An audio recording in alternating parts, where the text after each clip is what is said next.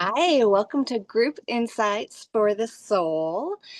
This is a space created for 2 or 3 or 4 willing participants to come on and ask a question that maybe they're needing a little more insight into, or have a situation that they'd like a little more insight, or even pull a spiritual angel card, and Lori and I tap in and follow the energy. And when I say energy, I am talking about this life force power I call God. I tap in and just listen for words of encouragement or a little more insight into a situation. And those are the words then that come out of my mouth during this time. And when we do work like this in a group setting, the really awesome thing is God doesn't waste anything. So if one person has a question, the insight that Lori and I provide is going to benefit each one of us. And that's the way energy, that's the way God works. Nothing is wasted. So what I encourage you is to tap in and see where the words that we are physically saying, where that lands for you, what it brings up innately inside of you, because that's the real juice of it. We are each unique, and God speaks to us in our individual ways. Sometimes vocabulary words might bring up something different in me than it does for you. So again, not as much paying attention to the physical words, but really paying attention to how it lands within you. And I'm Bridgit Muratore. I am an energy body work specialist, and my amazing colleague, Lori. Anything else, Lori, that you'd like to add? No, I'm ready to get started. All right. All right. Should we start with Catherine today?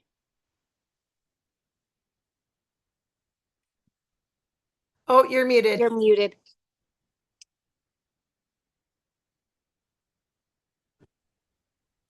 Hi, everyone. Nice to meet you, Melissa. Hey, it came up this morning, and it seems like, and I've been told that I have trouble with boundaries and recognizing them and seeing what they are. It seems like I just can't grasp what boundaries are for me.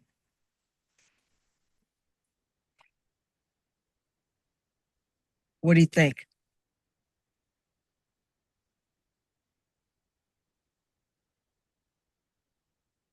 So are you asking how to set a boundary? Well, no, well, that too, but actually, what what is a boundary?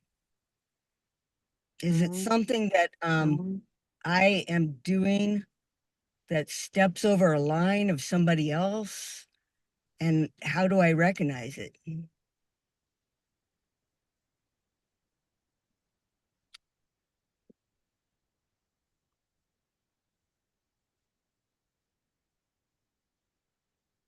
Lori, if you have anything right away. No, great. No. Catherine, I'm going to mute you because I think that the echo is somehow coming from you, maybe because you're in your car. So I muted you. So if you need to say words again, you just know you'll have to unmute. So the biggest thing is like mind your own business. And again, that's super general, right? I'm not telling Catherine, mind your own business. When we look at boundaries, boundaries are how do I take care of myself? Boundaries are not something, how do I keep people out? It's how do I take care of myself? And when we think about what a boundary is, it it is what do I need to do to pay attention to how I'm feeling, right? A really good place to start with boundaries is how am I feeling? I'm angry. Okay, well, then guess what? Instantly, it's not about the other person because that other person may have done something, But until you put yourself in check for why you're angry, there's nothing to say to the other person, because you're only going to be functioning from past patterns.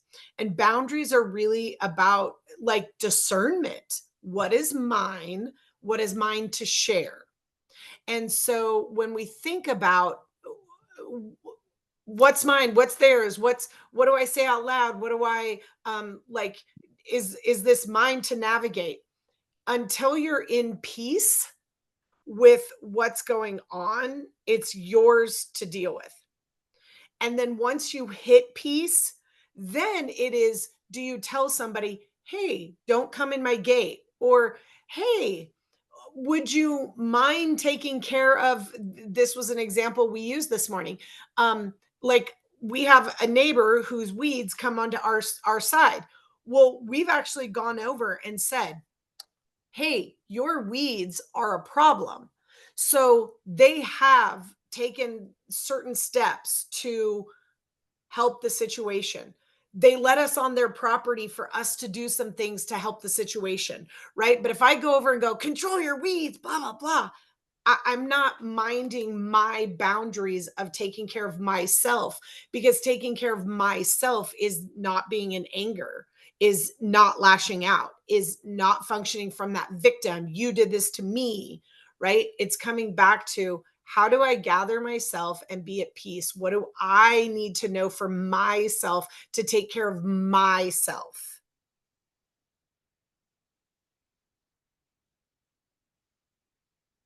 Bridget. Yeah, Catherine, the first thing that that came up was boundaries are simply a tool for navigating where you are. One of the questions that you asked was, how do I recognize a boundary, or am I stepping over? Is it a line that I'm stepping over? And the first thing that I got was, well, I mean, a fence is a fence. So are you stepping willingly over, saying, I know, I see the fence and I'm walking through it because I want to be on that side? Or are you seeing the fence and going, oh, this is actually going into their space, but I'm going to go ahead and do it? Or are you not seeing the fence at all? If a boundary is simply a way to navigate, it's a tool. I guess where what I'm getting is just this curiosity and playfulness to start asking those internal questions. Do I want to step into this situation because it's actually mine? Do I want to step into this situation because I'm stepping into somebody else's situation and I don't have to pay attention to my own? And I love, or sometimes, guys, we just don't recognize the fence. Like we can't see the fence. And so when we continue to walk and somebody yells at us, it might be that we've crossed the fence and we didn't even know it. Right. So there is no wrongness. And I love what Bridget said. It is a tool. And you haven't done anything wrong. And we can't know something until we know something. So definitely, if we don't have boundaries, there's no wrongness. It's because we haven't been given the opportunity to learn those boundaries yet. And that's why we keep showing up. Yeah. And definitely to let that. yourself off the hook for not having them. Because Yeah. like Lori said, maybe it's just been oh, there are these things outside that called fences. Maybe I need to start looking at the different kinds of fences. Yeah. Love it. Does that help, Catherine? Thank you. That helped a lot. A lot. I think I'll be able to recognize it now. Thank you. Thank you. That was awesome. All right, Melissa.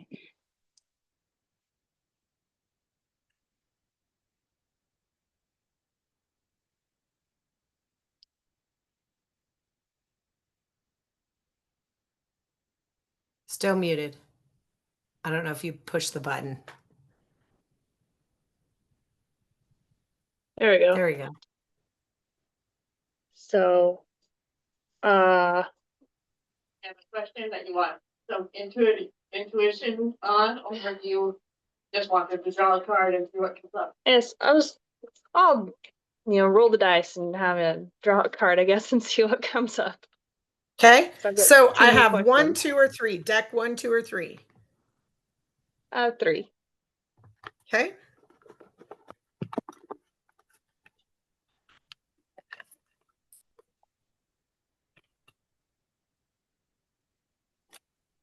Oh, well, that one popped out. It must be yours. Let's see. Okay, first of all, I'm going to show you the card. Okay. And it says, forgiveness will set you free. What do you need to forgive yourself for? So, and you don't have to answer that. I mean, if you know it, you can tap in. And if you want to say, yes, I know what it is and this is what it is, you can definitely share if you want to, but you don't have to. Yeah, I'm good. I can go off and leave the room. No, you're fine. Fine.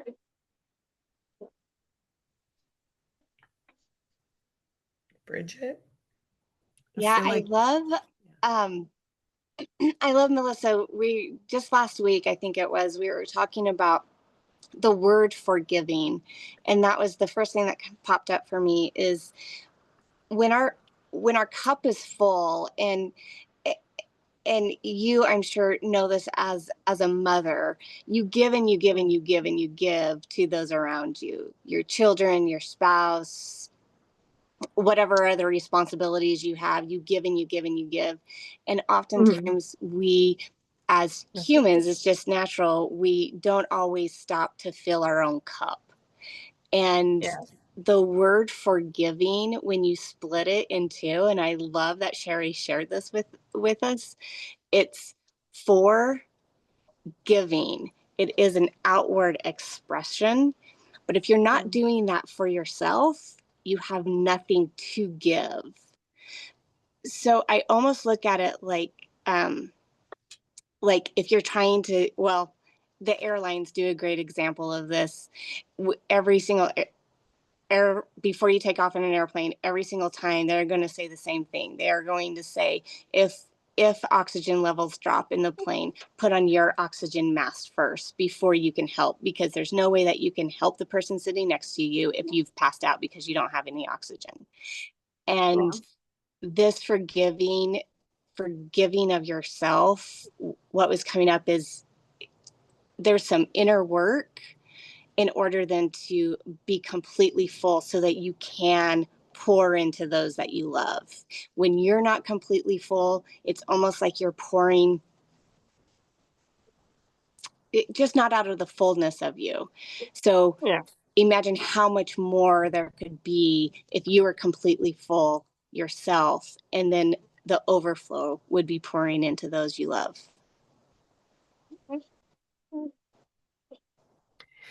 So typically, we're just giving insight here. However, I do feel like there's some stuff we can clear, if that's cool for you.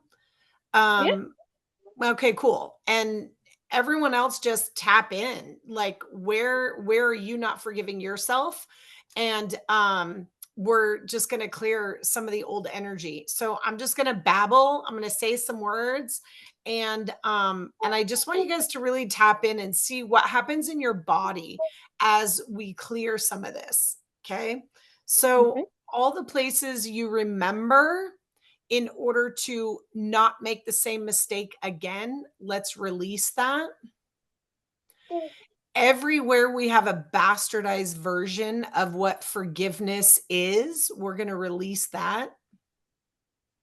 All the places we think unforgiveness is a good idea, we're going to release that.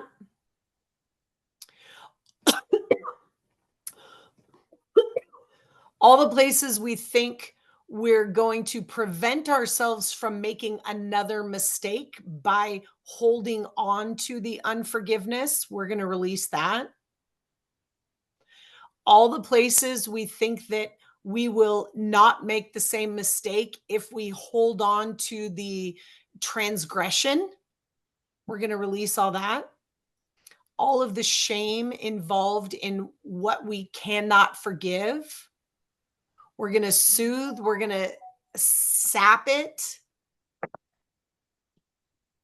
We're going to salve it.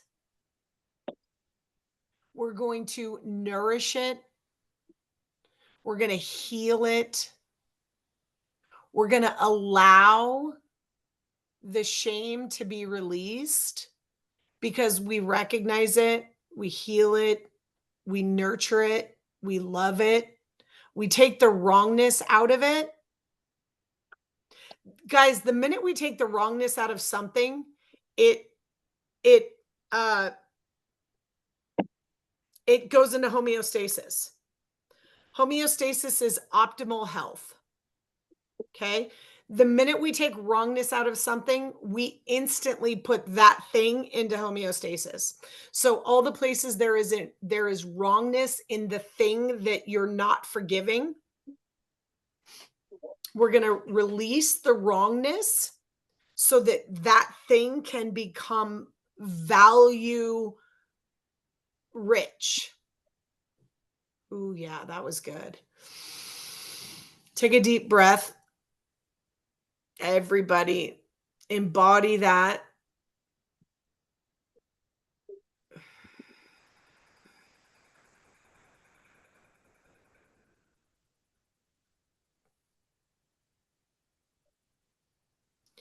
And just let that new frequency settle in.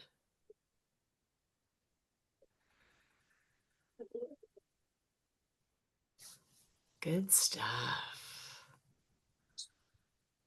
And guys, this is what I love, because even though Melissa is sitting in the chair and that was Melissa's card and this was Melissa's topic, we all gained from that. Everyone watching this gained from that. And we don't even have to know what it is. Guys, that's the magic. We don't even have to know what it is because our sweet little spirits already know. Right?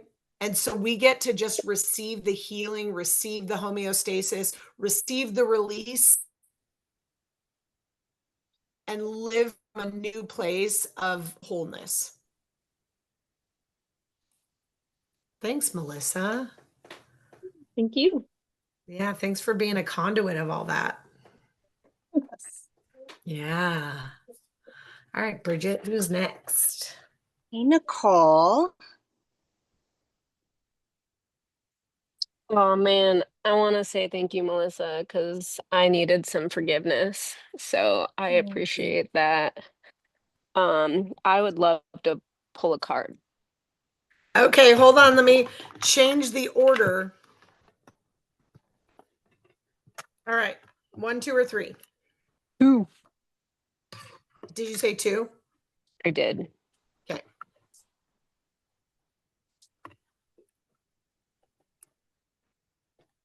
By the way, the deck that Melissa chose, and even though I moved it, the deck that Nicole chose was Unshakable Inner Peace.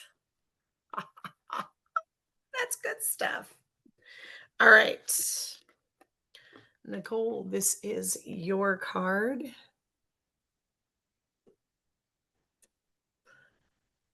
It's like a person standing right here. And then I thought those were people, but then when I actually looked at it, they're like crystals. Okay, your card says, Leader of the Light. Where are you being called to serve and support others?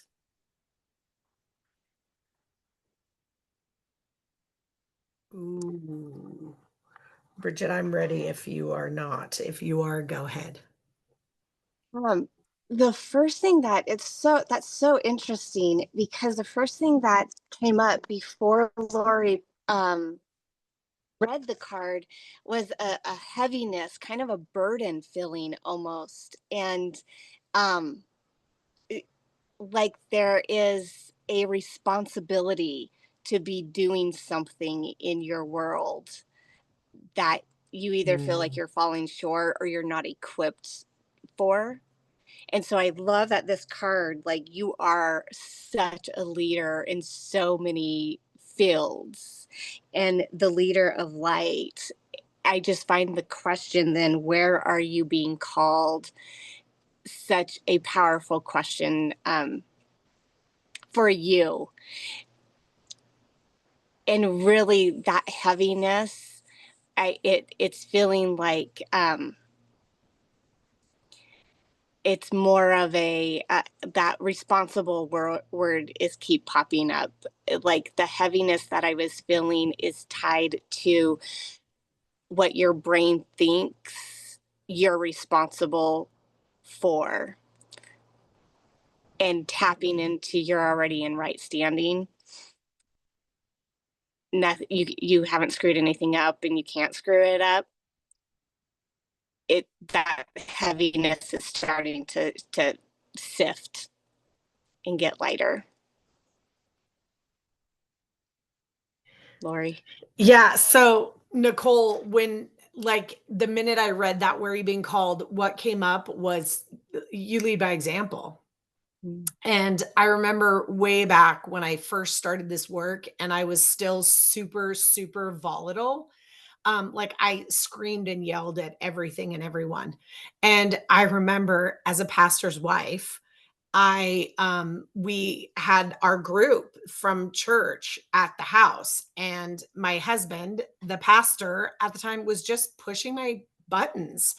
And I finally exploded in front of everybody. And I went upstairs and I prayed and I got right. And I came downstairs. I'm like, guys, I am so sorry. Like I'm really sorry. And little bit later, Berkeley, who's my daughter, was having a bad moment and she exploded. And I wonder where she learned that. And then she went upstairs and a little bit later came down and went, "Hey guys, I'm really sorry." And guys, none of us are called to walk on this planet and do everything perfectly. So Nicole, and this is what I feel like that burden is that Nicole's talking about. If you're trying to be perfect, because you are called to be a leader, you're setting a bar that nobody else will ever be able to meet. However, if you're setting the example of how to navigate when you do shitty things, how to navigate when you're a douchebag, how to actually apologize, how to be wrong in front of a group of people with grace and ease, and how to actually not find wrongness with yourself in just being a human, that is what you are called to. And now you lead from the overflow of you just being the amazing, fantastic leader. Light this is just how to be human with grace. I love it. I need that example. So thank you, Nicole, for being that. It's so timely. Thank you. Yeah, girl. Thank you, Love Nicole. it. All right, Cynthia.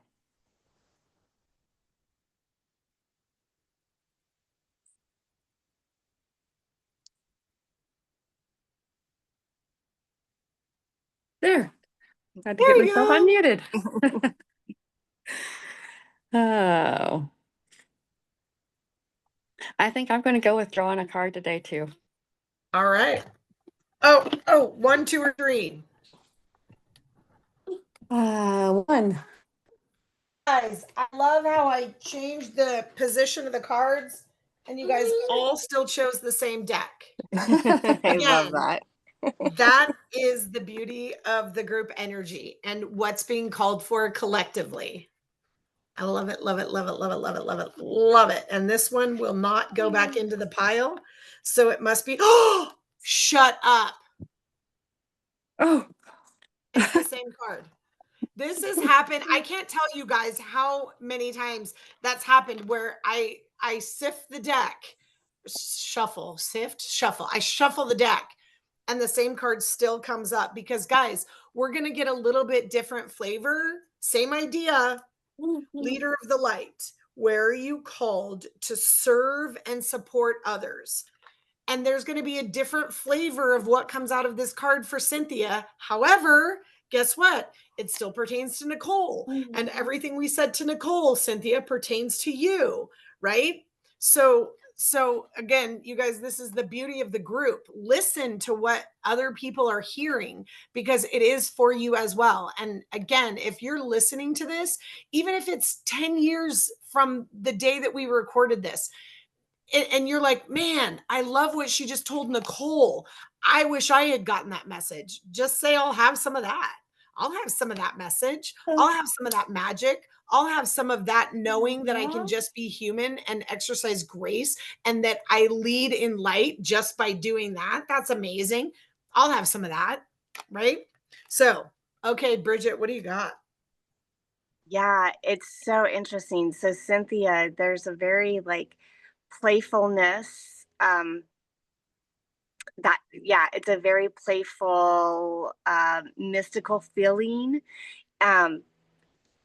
that and I kind of go back to what we talked about with Melissa and again I love how group work will do this. Like there's it it it all seems to kind of flow. Each person's kind of see, I feel like we just end up talking about like a same theme, but it's filling your own cup first. How powerful that is in order to be a leader of light is to really soak in that light yourself and sit in that. And there's a lot of playfulness in that for you. And so finding those little things that bring you joy is so important in filling your own cup so that you can overflow it. Those little things that really truly bring you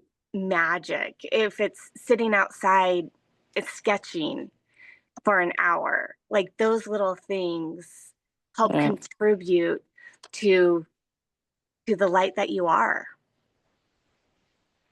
Okay. Yeah, I love because what popped out to me when I read that was the who are you being called to serve? And now, guys, if you know anything about me, I might be butchering this whole thing as I sit here and I'm about to use an example. And I'm like, is that really how it happened? You know what? Who cares if I get the details right? You'll get the gist of the story. So basically, God tells these people to like conquer this city and kill and destroy everything. And what they did was they actually took the gold and the things that were valuable and then like offered it back to God. Okay. And God said, your obedience is better than sacrifice. And so I'm going to use the same word in two different ways. There's a difference between service and serving. Okay.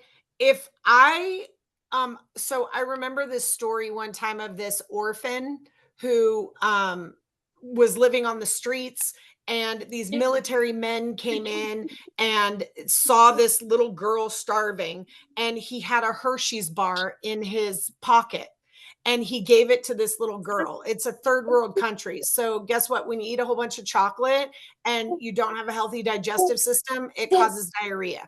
Okay. So it actually worked against her because now she has less in her system and less water and because it gave her diarrhea. Right now, he was like serving her something, but it wasn't of service to her.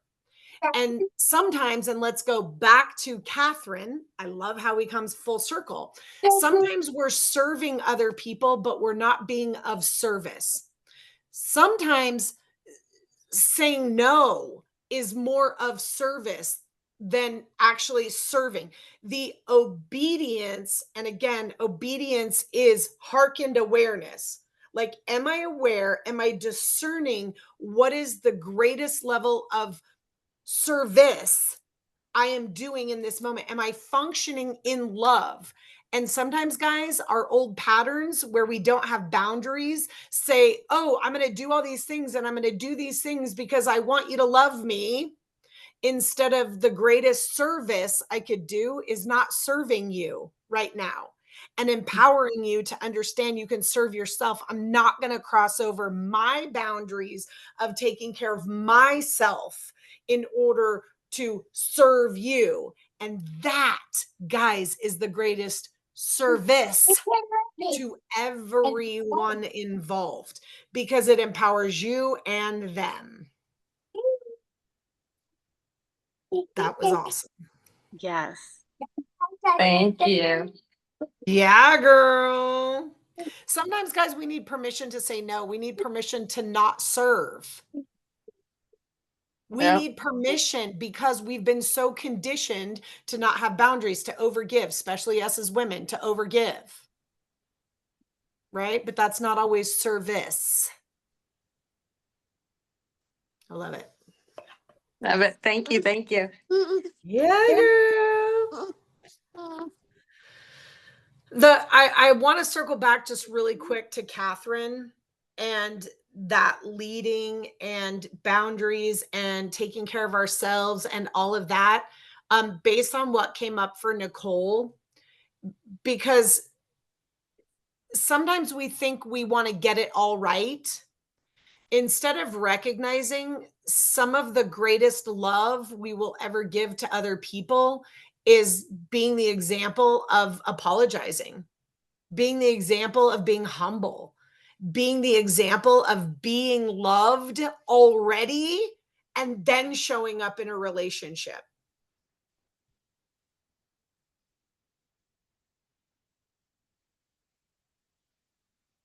Yeah. Thank you, sweetie. Bridgit, anything else? Any final last words? I just want to thank each and every one of you for joining us. I love the collective energy of a group like this, and how each one plays into the other, and each one is meant for each of us. So each card that was pulled was meant for you, whether you're on this call with us or watching this sometime in the future. There are no coincidences. If you're hearing the words, it is meant for you. So just tap in and see what it brings up for you, what it means to you. If you are watching this and you would like to ask a question or gain a little insight, or you just want to hang out, we have a link in the comments. So feel free to follow that. And we'd love to see you here. Lori? I love it. Thanks for being here, everybody. And again, thank you for trusting us with your hearts, with your energy, with your minds. We don't take it lightly. So we sure appreciate you.